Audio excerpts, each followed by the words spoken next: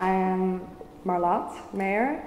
I'm an interactive media artist, and my project is Hacking Heuristics, part of the Bio-Art and Design Award.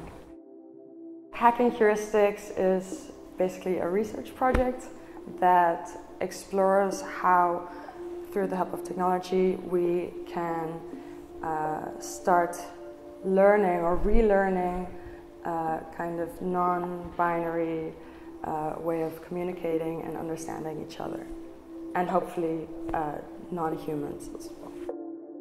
I wanted to basically see, okay, what are we saying, what are our bodies saying or feeling without us having to speak? Because language, you know, it defines something, but it means there's always them and you, or me and them, and nature or human, or, you know, so it's a separating factor.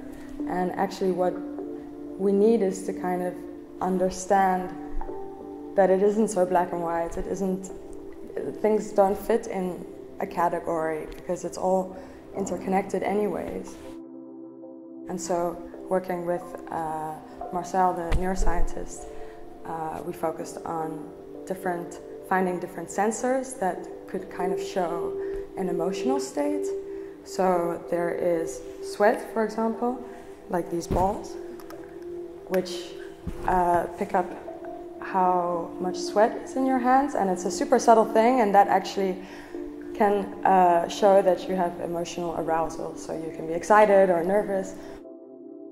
Basically, by putting this on, the little octopus takes in your biosignals and sends it to an algorithm, which then translates these biosignals into stimulations that can influence your state of being.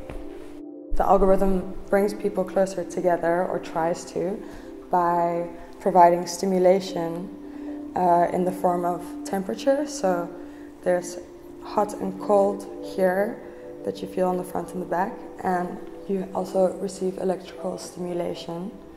And the idea is kind of to see, okay, what other senses besides seeing and hearing can we use to basically influence a body into a certain state or closer to someone else's state. Technology can, first of all, show us things that we might not be aware of anymore, things like our heart rate or our biosignals, and something like artificial intelligence can offer a new perspective of organizing or creating meaning of those biosignals or of data in a way that a human cannot come up with.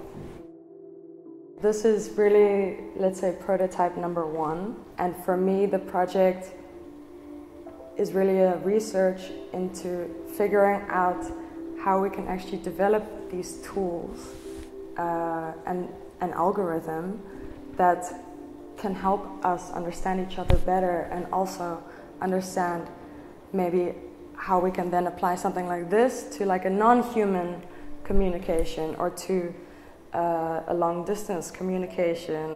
If we can learn how to understand or think in this non-human way or with our other senses, then maybe, yeah, like I said, we can kind of start taking care of each other better.